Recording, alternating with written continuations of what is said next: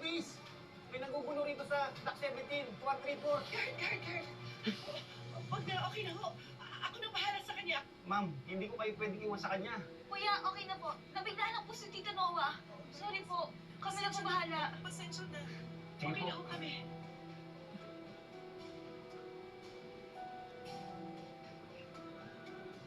Ano pa naman, Noah? Pati ba naman yung guard? Na walang ginagawa sa'yo, pinatulan mo pa. Buti na lang nakiusap kami ni Colleen eh.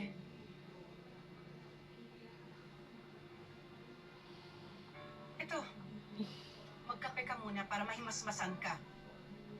At para makauwi ka na rin ng maayos. Sige na. I won't give up on you, Felma. Paglalaban ko, pagmamahal ko sa'yo. Noah naman. Nakapag-decide na ako eh. Respetuhin mo na lang. Bakit ba ang daling sa'yo talikuran ako, ha, Felma? Ganun ba talaga ang sa tingin mo? Hindi madaling pakawalan ng isang taong importante sa'yo. Nakakakonsensya. Masakit. Mahirap. Pero, hindi ko kayang pilitin eh. Hindi ko kayang pilitin. Dahil unfair yun sa sarili ko. Ilang beses ko ba sinasabi sa'yo, ano bang pwede kong gawin para maintindihan mo lahat? Hindi ako mapayag. Ayoko. I won't just walk away without a fight. Felma, mahal kita, Felma, and I will do everything for you to make me love again. Please, Felma, mahal kita, Felma, please. Kasing galing eh! Please, Felma, pwede mo ko ulit, Felma, please. Please, Felma. Bitawan mo ako na!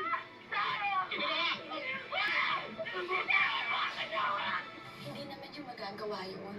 Nalasing lang siya, kaya... Ate, hindi yun excuse. Eh di ba na kayo naman ang unang tumulak sa kanya palayo?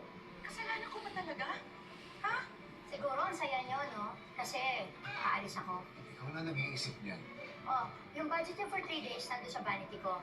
Ah, sige na. I have to go. Bakit hindi nyo maintindihan yung decision ko? Madali naman maintindihan eh. Kung hindi involved dito yung lalaki nang iwan sa inyo. Si Manuel na naman! Siya pa rin! Oo, Nay! Siya pa rin!